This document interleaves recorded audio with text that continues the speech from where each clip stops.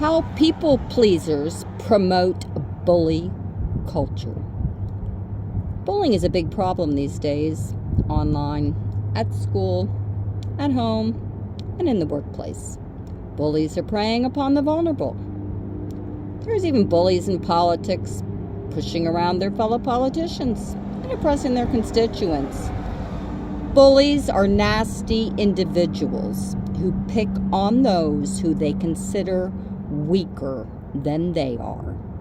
At home, the bully could be a parent or a sibling. At school, they could be a teacher or a classmate. At work, they could be a colleague or a boss. In politics, the bully could be anything from a minor bureaucrat to the head of a country. Bullies desperately need to feel powerful, and they're filled with rage because deep down what they feel is weak and powerless. That's why they pick on anyone. They don't pick on anyone their own size.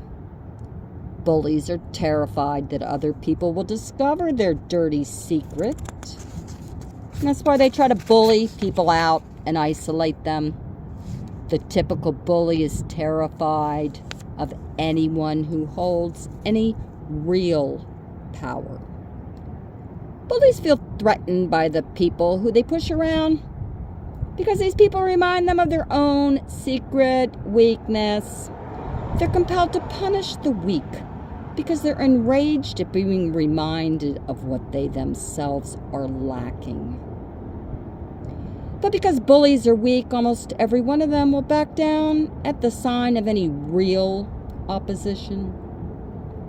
Out of insecurity, bullies puff themselves up and try to look as intimidating as possible. So unfortunately, a lot of people encountering bullies don't realize that they're not as strong as they look. People pleasers in particular will try to placate a bully out of fear of reprisals. They confuse the bully's bluster with real power. Out of fear of confrontation, pleasers allow bullies to get away with their bad behavior.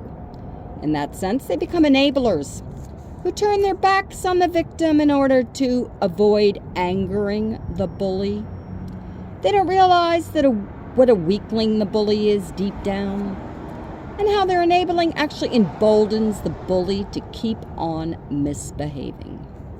A lot of people pleasers would rather take the path of least resistance.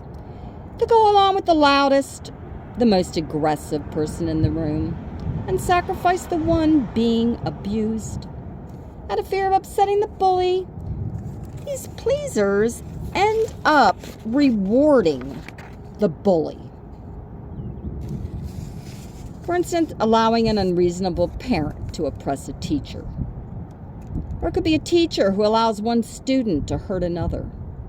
It all comes down to not wanting to make the bully any angrier than they are. And that's exactly what the bully is counting on. In the workplace, this type of enabling can be the boss, who allows one employee to abuse another, or a supervisor who lets a manager abuse their staff. In politics, it can be the bully's close colleague who enables their bad behavior because it's easier than confronting the bully and risking the perception that the party's divided. Confrontation is difficult, and only hard scrappers enjoy it. On the other hand, it's often the right thing to do. As I said, most bullies are weaklings deep down inside, and they won't put up much of a fight if confronted with someone who's confident and fully empowered. No one deserves to be bullied. We do the right thing when we stand up for the victim. We'll be forever grateful, and it may even pay forward one day. Of course, if you believe yourself to be unsafe around a bully, confrontation isn't the right way to go. In that case, the best bet is to walk away. If the bully's a parent, the other parent's best choice could be to take the kids and put their arms. No one should put themselves in harm's way. On the other hand, we shouldn't be letting bullies get away with their bad behavior. Most bullies aren't dangerous, they're just loud and mean and obnoxious.